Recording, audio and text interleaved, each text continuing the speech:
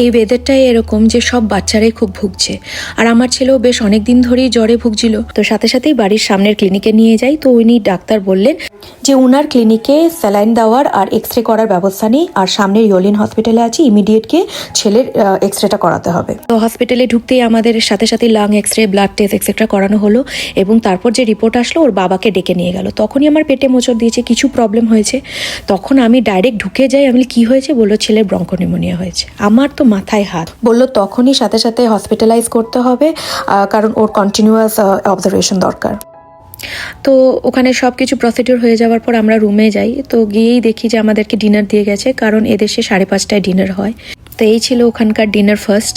আর আমাদের খাবার টাবার তো তখন কোনো ইচ্ছে নেই, মাথা খারাপ হয়ে গেছিলো। স্যালাইন চলছিল একটা বাচ্চা ছেলের, টানা 4 দিন আমার ছেলেটার স্যালাইন চলেছে। মানে আমাদের একদিন হলেই আমাদের হাত টনটন করে, সেখানে 4 দিন। আর আমি ওর সাথে ছিলাম আর কি। আমার মানে কিভাবে যে দিনগুলো কাটিয়েছি আমিই জানি। জ্বরে ভোগার জন্য বাচ্চারা তো খাওয়া ছেড়ে দেয়, তো ডিহাইড্রেটেড হয়ে যেতে পারে। তাই এখানকার নর্মাল প্রসিডিউর হচ্ছে কি স্যালাইন দেওয়া। জ্বর কমাতে গিয়ে আর ডিহাইড্রেশন কমাতে গিয়ে যে হসপিটালাইজড করতে হবে ভাবিনি।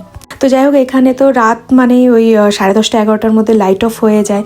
আমার ঘুম আসছিল না, বোরিং লাগছিল, টেনশন হচ্ছিল, মানে কিভাবে দিনগুলো কাটিয়েছি।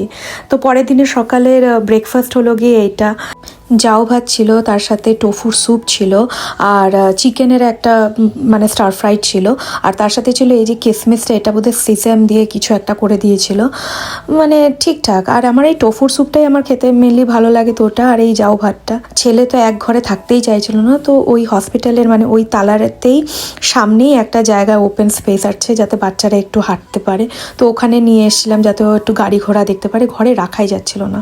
আবার ঘরে ফিরেছি যখন, আবার লাঞ্চ দিয়ে গেছে, 12টার সময় লাঞ্চ দিয়ে গেছে, 11:30টায় ডিমের স্যুপ দিয়েছিল, এই চিকেন এই সটেটা খুব ভালো ছিল, ভাত দিয়েছিল, জুকিনি গাজর দিয়ে একটা তরকারি মতন করে দিয়েছিল, আর এই পিকল মিক্স পিকলটা দিয়ে গেছিলো, আর সাথে তো জাউ ভাত আর ভাত যেরকম স্যালাড থাকে সেরকমই ছিল। খাবারটা মোটামুটি ছিল, আর আমি খেয়েছিলাম। খেতে না ইচ্ছা করলেও খেতে তো হবেই, কিছু করার ছিল না। তো এই ভিডিওটা মেনলি শেয়ার করতে চাইছি এই জন্য, দেগুতেবাইয়ের চারপাশে অনেক বাঙালিরা আছে, যদি তাদের বেবিরা সাডেন কোনো অসুবিধায় পড়ে, অসুস্থ হয়, তাহলে ইয়োলিন চিলড্রেন হসপিটাল খুবই ভালো। এখানকার ডাক্তাররা ভীষণই হেল্পফুল।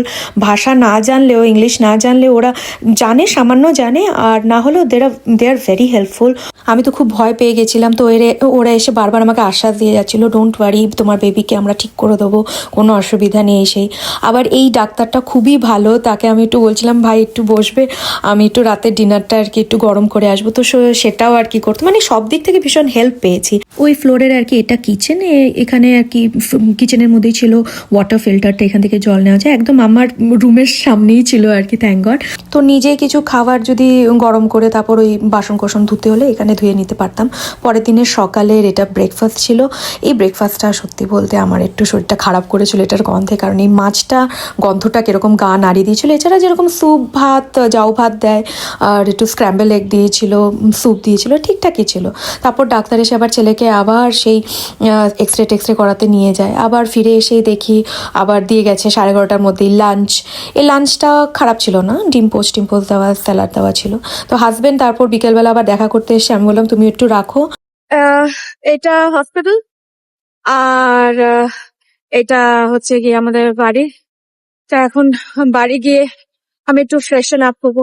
2 দিন শুধু ওখানকার খাবার খেয়েছি, বাকি 2-3 দিন আমি বাড়িতে এসে এসে রান্না করে তারপর আমি স্নান টান করে আমি যেতাম, কারণ আমিও একেবারে কোরিয়ান খাবার 3 বেলা তো আর খেতে পারি না, বাঙালি খাবার খেতে ইচ্ছা করতো।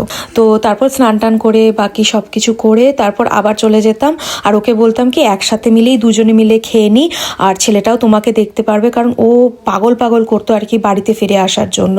কেউ ওইটুকু একটা বাচ্চা ওরকমভাবে কি 4 দিন 5 দিন ওই হসপিটালের মধ্যে থাকতে পারে? এরকমও হয়েছে যে ওর বাবা খেয়ে দিয়ে বাড়িতে চলে এসছে, তারপর ছেলে মানে এমন তারস্বরে চিৎকার, মানে ঘুম পাড়ানোই যাচ্ছে না। ওর বাবাকে বলতাম তুমি এসে ওকে ঘুম পাড়িয়ে তারপর তুমি ফেরত যাও। তো রাত্রি 1:45-তে ও বাড়ি ফেরত গেছে, থ্যাঙ্কস গড। এটা একদম বাড়ির অপোজিটে হসপিটালটা। পরের দিনের সকালের এটা ব্রেকফাস্ট ছিল। তো ফাইনালি সেই দিনই আমি বলেছিলাম ডাক্তারকে যে ওই দিনই আমাদেরকে যাতে ডিসচার্জ করে দেয়। ছেলে তো একদমই খাচ্ছিল না, শুধু স্যালাইন চলছিল, কান্না কাটিতে ওকে রাখাই যাচ্ছিল না। তো ভীষণ রিকোয়েস্ট করলাম আর কি ডাক্তারকে যে আমরা অপোজিটেই থাকি, আমরা বারবার এসে ছেলেকে দেখিয়ে নিয়ে যাবো, প্লিজ আমাদেরকে রিলিজ করুন। আমার ছেলে খাওয়াই ছেড়ে দিয়েছে, শুধু স্যালাইন চলছিল আর কি, মুখে কোনো দানা দিচ্ছিল না। তো থ্যাঙ্কফুলি ডাক্তার অ্যাগ্রি করলো যে ঠিক আছে নিয়ে যান, আর কোনো অসুবিধা হলে যাতে অবশ্যই বারবার নিয়ে আসা হয় আর লাংসের এক্সরেগুলো বারবার করা হয়। তো সেই দিন আমাদের ডিসচার্জ করা হলো, থ্যাংক গড। তো এই ছিল আমার কোরিয়াতে চিলড্রেন হসপিটালে থাকার অভিজ্ঞতা ছেলেকে নিয়ে। এই অভিজ্ঞতা করার যাতে কারোর প্রয়োজন না হয়, কিন্তু সত্যি যদি দরকার হয় তাহলে দেগুতে এই চিলড্রেন ইয়োলিন হসপিটাল আর একটা চিলড্রেন KNUH হসপিটাল আছে, সেখানে আপনারা অবশ্যই যেতে পারেন, খুব দারুণ কেয়ার নেওয়া হয়। এটাই আপনাদের সাথে শেয়ার করার ছিল। আজ আসি, বাই।